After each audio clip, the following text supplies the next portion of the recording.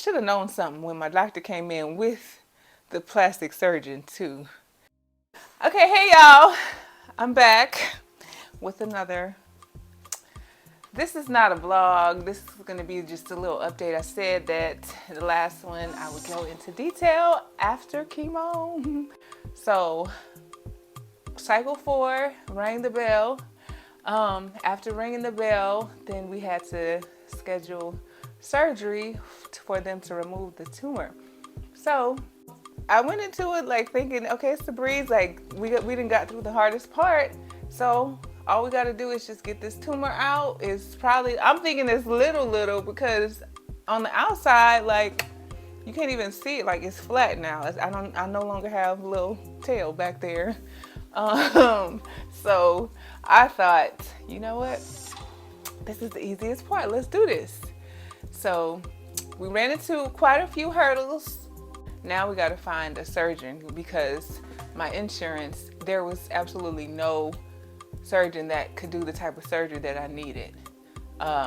And also, I'm thinking it's going to be a small surgery, you know, like minimal incision. I'm thinking like I'm going to look different, a little different in the back, but you know, I'm still look pretty much the same because the tumor on the outside, like you can barely see it. So I'm like, okay, it's not much left inside, you know, it's just small.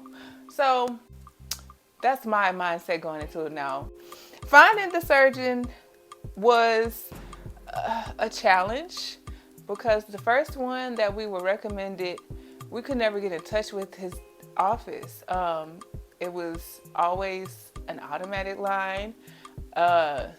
And just a whole bunch of stuff. And then we found out when they did eventually get back to me, they said that we can't do this surgery. So that was literally the only one within my network. So I had to, I panicked.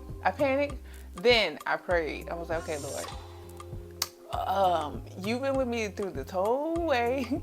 You've been doing stuff that don't make no sense through this. So I know you're able to make a way out of no way. Like I don't have anybody to do this surgery, so I need you.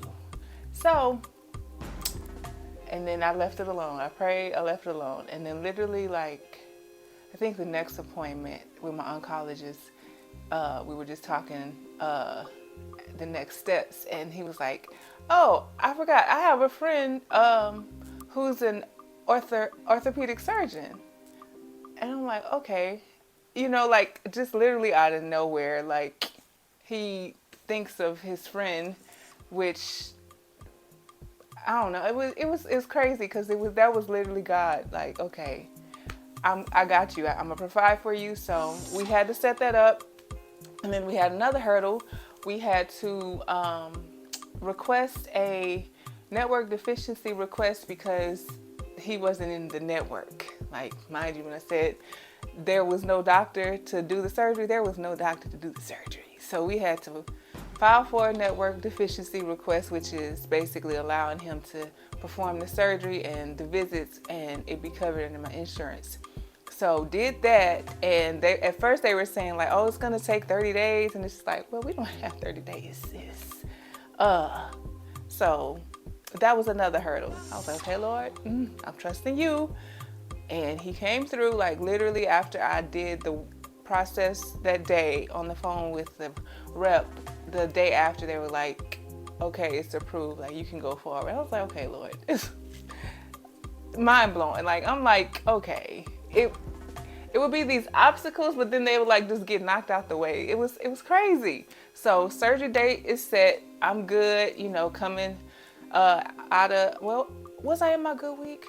I think I was maybe going into the good week. So I had one more week before the surgery. And then coming closer to it, my sister came in town, and the night before I went over to my sisters, my godly sisters, well, best friends, but you know, I went over to my friend's house. It was my boo-boo and my other boo, Adriana. So I was over there waiting for my sister to get here. So we were just talking and chatting it up. And then so my sister got here that night, and you know, we were just excited, and you know, like, okay, this is the day, and like planning for like when I get out the hospital, like stuff we're gonna do, and just all this sister time. You and your sister? Yeah. Let me tell y'all. Can I enter? Come in, come on. Enter the chat. Okay. We were excited, okay? Yeah, Even excited. we were sitting in my house, me, Adriana, and Amy, like, So excited.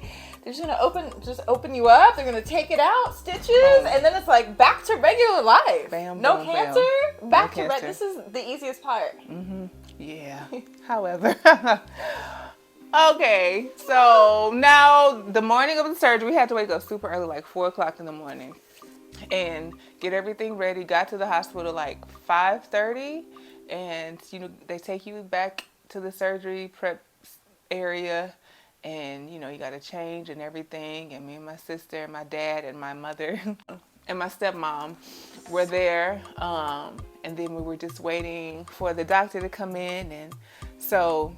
I should have known something when my doctor came in with the plastic surgeon too. So, and he was just like, he's just gonna be assisting me, you know, with the surgery. And you know me, I'm like, I'm excited. I didn't think nothing of it, you know. So we're gonna get this done, and boom, boom, bam. They prep me, and then I go in the surgery room for hours and hours. It's about 2 hours, and then I come out, and child. It was nothing like I expected. Nothing like I expected. Quite different. For starter, the tumor was bigger, way bigger than they thought. And so we had to roll with the punches for what came next. So I'm gonna let y'all know in the next video, but just know. Ghetto! So ghetto. So ghetto! 10 out of 10, I do not recommend.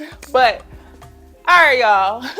That's it. I just wanted to give y'all the prelude, the pre-surgery, like everything that led up to that. So, y'all stay tuned for the next segment of this, because it was a lot. So, all right, bye.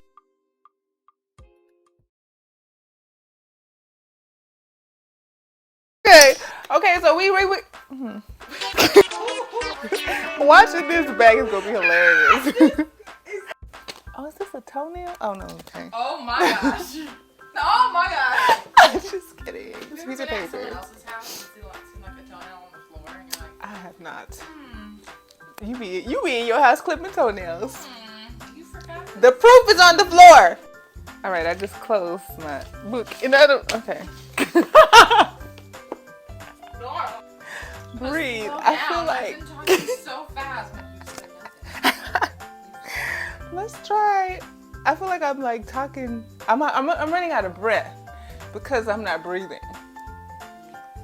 That's what it is. We had to find a surgeon. Okay. Wait. Why did you have to get surgery after? We had to schedule the surgery. This is probably the hardest part. That's wrong. Yeah. Schedule the surgery. What did you think the surgery was going to be? Whew. I'm just nervous for no reason. This part. I've already lived this. I'm just giving updates. Okay. Wait, I'm here. I'm cancer free. You know what I'm On saying? your butt. On Sitting my- on your on my- bottom. Y'all don't even know. I feel like balloons, but that's neither here nor there. Ooh, booty. Okay. Hey. Okay.